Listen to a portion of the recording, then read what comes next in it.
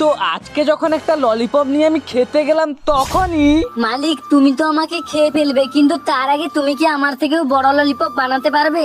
আচ্ছা ঠিক আছে আমি তোর থেকেও একটা বড় ললিপপ বানিয়ে দেখাচ্ছি, যেটা বানানোর জন্য লাগবে এরকম একটা বড় তরমুজ আর ললিপপের এত বড় নাঠি। চলো এবার এটাকে কাটা যাক। সবার প্রথমে দু সাইডে এরকম ভাবে গোল করে কেটে নিলাম। এবার তরমুজের এই সবুজ ছালটাকে ছাড়াতে হবে, কিন্তু রোদের মধ্যে এটা করতে খুব কষ্ট লাগছে। গাইস এটার থেকেও বেশি কষ্ট ভিডিওটাই লাইক আর চ্যানেলটি সাবস্ক্রাইব দুটোই চোখ বন্ধ করে করা। বিশ্বাস না হলে করে দেখো। এবার তরমুজের এই সাদা অংশটাকে আস্তে আস্তে করে কাটতে হবে। গাইস দেখো এখন তরমুজটাকে কত সুন্দর লাগছে। এবার এই দাঁঠিটা ঢুকিয়ে দিলেই ললিপপ তৈরি হয়ে যাবে। কিন্তু তার আগে দেখো একটা তরমুজ থেকে কতগুলো ছিলকা বেরিয়েছে। এটা হচ্ছে একটা ছোট ললিপপ আর এটা দেখো একটা বড় ললিপপ। মালিক তুমি তো এত বড় ললিপপ বানিয়ে দিলে, এবার মনে হয় আমাকে খেয়ে নেবে। না আমি এই বড় ললিপপটাকেই খাবো। টেস্টি।